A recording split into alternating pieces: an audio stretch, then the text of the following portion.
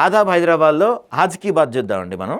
మన దేశం రాష్ట్రాలలో చట్టసభ సభ్యుల ఖాళీ అయితే వెంటనే ఎన్నికలు నిర్వహిస్తారు. కానీ స్థానిక సంస్థల ఎన్నికలు మాత్రం నిర్లక్ష్యంతో వాయిదా పడుతూ వస్తున్నాయి.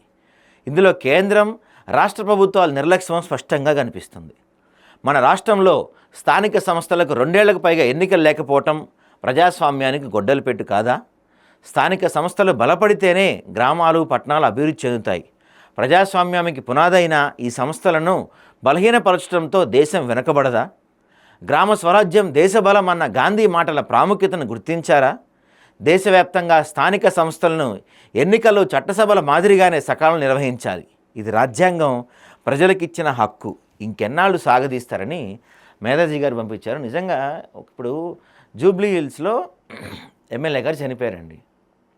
మాగంటి గోపినాథ్ గారు చనిపోయారు. 6 నెలల్లోపు ఎలక్షన్స్ చక అయిపోతున్నాయి.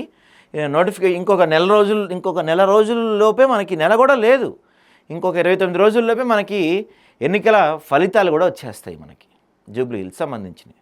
కానీ స్థానిక సంస్థలు వాళ్ళ పదవీకాలం పూర్తి అయిపోయి దాదాపు 2 సంవత్సరాలు గడుస్తున్నా ఇంకా ఇదిగో అదిగో అని చెప్పి దాన్ని పోస్ట్ పోన్ చేసుకుంటూ వస్తున్నారు. రకరకాల కారణాలు ఏవైనా కావచ్చు.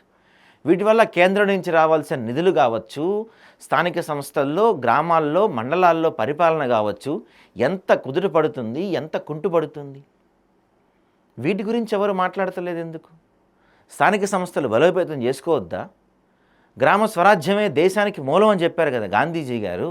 మరి అలాంటి గ్రామ స్వరాజ్యం కోసం మనం ఏం చేస్తున్నాం, ఏం పాటుపడుతున్నాం, ఏ విధంగా ముందుకు తీసుకెళ్ళాలి? అవేమీ లేకుండా ఇంకా డిలే చేసుకుంటూ వెళ్తున్నారు స్థానిక సంస్థల ఎన్నికలు. మంచి లైన్స్ పంపించారండి మేధాజీ గారు. Thank you.